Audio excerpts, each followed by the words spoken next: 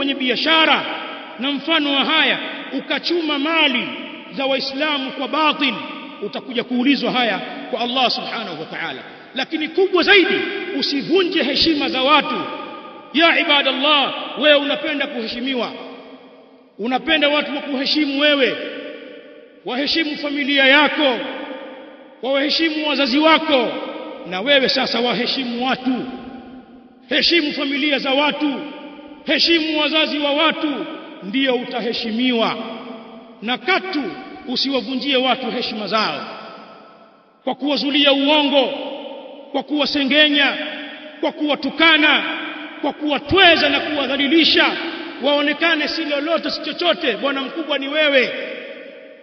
Ukatumia lugha za kejeli, ukatumia mali yako, ukatumia cheo chako, ukatumia watu uliokuwa nao majority, ukamchafua mtu kwa dhulma, utakuja kulibeba hili. A'radu an-nas, Mtume alayhi salatu wassalam, kama inda al-Imam al-Mundhiri fi at-Targhib wa at-Tarhib, riwaya ya Ibn Umar radiyallahu ta'ala anhuma, يقول النبي صلى الله عليه وآله وسلم: من قال في مؤمن ما ليس فيه أسكنه الله ردغة الخبال حتى يخرج مما قال.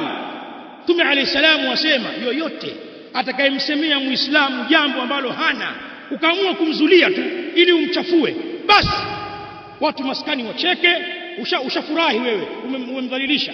Ukamsemea ndugu yako muislamu jambo ambalo hana, utakwenda kufungiwa kwenye kibanda cha usaha wa watu wa motoni, ukae hapo hata yakhruja mimma qala, mpaka utoke kwenye yale uliyosema.